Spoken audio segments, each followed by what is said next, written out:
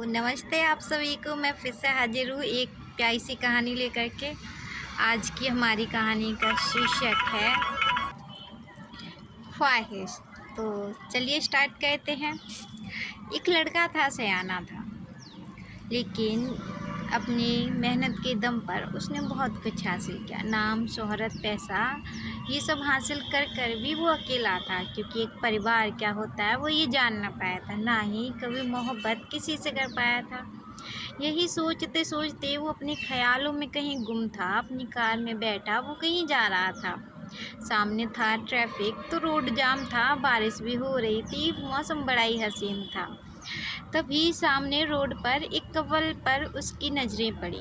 वो couple bike पे बैठा बड़ा ही प्यारा लग रहा था, और उस बाइक पे बैठे कपल को देख कर के उसको भी कुछ हो रहा था। ये सब देख ही रहा था कि तभी उस कपल में से, जो हमारी कहानी की टर्निंग पॉइंट है, वो लड़की अपने हस्बैंड के हाथों को दबाकर मसाज देने लगती है। शायद उसके हस्बैंड की उंगलियों में दर्द होने लगा था, बाइक जो चला रहा था इतनी दूर से। ये नज़ारा देख करके वहाँ ट्रैफिक में खड़े हर शख्स के दिल में उस लड़की के जैसी अब हम सफ़र पाने की ख्वाहिश दिल में हुई।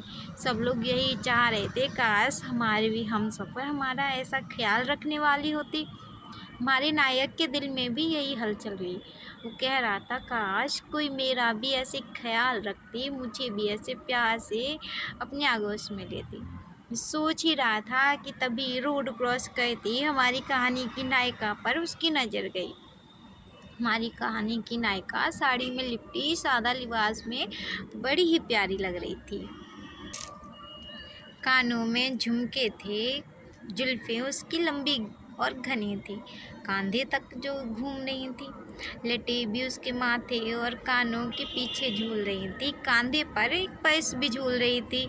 उसके हाथों में कुछ किताबें भी थी। माथे की बिंदी हमारे नायक से जाने क्या कह रही थी। नायक का दिल थोड़ा जोर से धड़का। उसने हमारे नायक को कुछ तो समझाया। ये सोच ही रहा था नायक कि उसको ये क्या हो रहा है। शायद समझ गया कि उसका दिल उस नायिका के लिए धड़क रहा है। ये सोच करके, समझ करके नायक ने कुछ भी सेकंड अपने लिए गंवाना व्यर्थ समझा और अपनी कार से उतर करके नायिका की ओर दौड़ने लगा। सामने रोड पर ही एक बच्ची फूलों का गुलदस्ता बेच रही थी। नायक ने झट से अपनी कीमती घड़ी उस बच्ची को देकर वो फूलों के गुलदस्ते को देने की गुजारिश की। उस बच्ची के लिए वो घड़ी बस 100-200 से ज़्यादा की नहीं थी, लेकिन नायक की वो फीलिंग समझी और उस मासूम ने अपने सारे गुलदस्ते नायक को दे बैठी। ले करके वो सारे फूल बीच रोड पर घुटनों के बल नायिका के सामने बैठ गया। क्या तुम मुझसे शादी करोगी? ये पूछ बैठा। अब कोई ऐसे यूं सरेआम इजहार करेगा तो घबराना तो लाजमी था। हमारी नायिका का भी वही हाल हुआ। थोड़ा सा घबराई, इधर उधर नज़रें दौड़ाई तो सबको देख करके थोड़ा सा शर्माई और संकोच करती हुई बोली, ये क्या कर रहे हो? लव एट फर्स्ट साइड ऐसा कुछ नहीं होता है। तुम्हें शायद मेरी सुंदरता भाई है, ये मोहब्बत जैसा कुछ नहीं होता है। ऐसे मैंने भी थोड़ी सी दुनिया देखी है इस ज़माने में, तो आप अपने रास्ते जाइए, मुझे अपने रास्ते जाने दीजिए। ये इस जवाब सुन करके नायक का दिल टूट गया। वो कुछ कहता उससे पहले ही ट्रैफिक पुलिस जो देख रहा था ये सब, उसने अपने समय को दिखाते हुए नायक से इशारा किया। लेकिन उदास नायक को देख करके ट्रैफिक पुलिस ने भी अपने समय में बढ़ोतरी दिखाई और बारिश ने भी थोड़ी अपने ऊपर मंदी छाई। फिर नायक बोला, तुम बहुत सुंदर हो, मैं जानता हूँ, लेकिन मेरी ये सोच नहीं कि मैं तुमसे सिर्फ तुम्हारी सुंदरता के कारण चाहता हूँ। हमारी जातें अलग हैं, सब कुछ अलग होगा, लेकिन मेरे बच्चे इंसान होंगे। मैं तुमसे बस शादी करना चाहता हूँ। चाहो तो तुम मेरी जात बन जाना या मैं तुम्हारी जात बन जाऊँगा, लेकिन अपने बच्चों को मैं बस इंसान ही बनाऊँगा। लेकिन तुम चाहो तो मुझे ठुकरा सकती हो। लेकिन तुम वो पहली लड़की हो जो इस सादगी में भी मुझे भाई हो, मेरी माँ के जैसे मुझे प्यारी नज़र आई हो। ये कह कर के नायक चुप हो गया तो सामने रोड पर जो खड़े थे इंसान इतने सारे, उनमें से एक बुजुर्ग बोल उठा, बेटी हाँ कहो, ऐसे लड़के बार बार नहीं मिलते, ये आंखें दुनिया देख कर आई हैं। ये कह करके उस बुजुर्ग ने उस लड़की से, हमारी कहानी की नायिका से हाँ कहने के लिए कहा। लेकिन जाने कौन ये दृश्य लाइव दिखा रहा था। नायिका कुछ कहती कुछ समझती उससे पहले ही उसका पर्स में पड़ा फ़ोन बजा।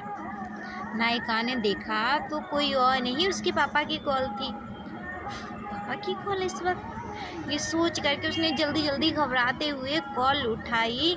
कुछ बोलती उससे पहले ही पापा ने अपनी बात सुनाई, बेटी पहले तो दामाद जी को अपने पैरों पे खड़ा करो, घुटनों में दर्द होने लगेगा, इतनी देर से उनको बिठा रखा है। और तुम शादी के लिए बेशक हाँ करो, क्योंकि हमें तो अब यही दामाद चलेगा। ये कह करके उसके पापा ने भी अपनी मंजूरी दिखाई। लेकिन हमारी नायिका की गाल जाने क्यों शर्म से लाल हो गए। आखिर उसके पापा ने भी जो हाँ दिखाई। ये सुन करके नायिका ने उसके, हमारी कहानी के नायक के हाथों से फूल ले लिए और उससे खड़ा होने को कहा। मैं तुमसे शादी करूँगी क्योंकि मेरे पापा की भी हाँ हुई है। ये कह करके नायिका शर्मा की अपनी नज़रें झुकाई। जैसे ही नायक के कानों में हाँ की आवाज़ गई, खुशी से झूम उठा, नायिका का हाथ पकड़ के कार की ओर दौड़ने लगा। ये सुन करके उसकी खुशी का इजहार हमारी बारिश ने भी अपने ऊपर कुछ मस्त वाला मौसम छाया, बारिश को थोड़ा तेज बढ़ाया। लेकिन नायक जा चुका था अपनी कार में नायिका को लेकर और पहुंच गया अपनी ससुराल में। आखिर क्या था उसके दिल में। जब नायक अपनी ससुराल पहुंचा तो देख अपना स्वागत, तो भाव विभोर हो गया और कुछ कह नहीं पाया। बस अपनी आंखों में वो सयाना सा लड़का थोड़ी सी अश्क ले आया। आखिर वो बचपन से तरस रहा था जिस परिवार के प्यार को, वो प्यार उसे जो मिल रहा था। ये बारिश आज उसके ऊपर एक परिवार का प्यार जो बरसा रहा था। कितना सुहाना मौसम था, वो ये सोच रहा था। ऊपर से कितना प्यारा परिवार था, वो इसलिए खुश हो रहा था। उसे कभी मिला नहीं बचपन से प्यार, आज उसकी किस्मत में वो प्यार बरस रहा था। तो आपको मेरी कहानी कैसी लगी प्लीज़ बताइएगा। तब तक के लिए बाय बाय, और मैं फिर से आऊँगी एक और नई कहानी लेकर के। सो बाय।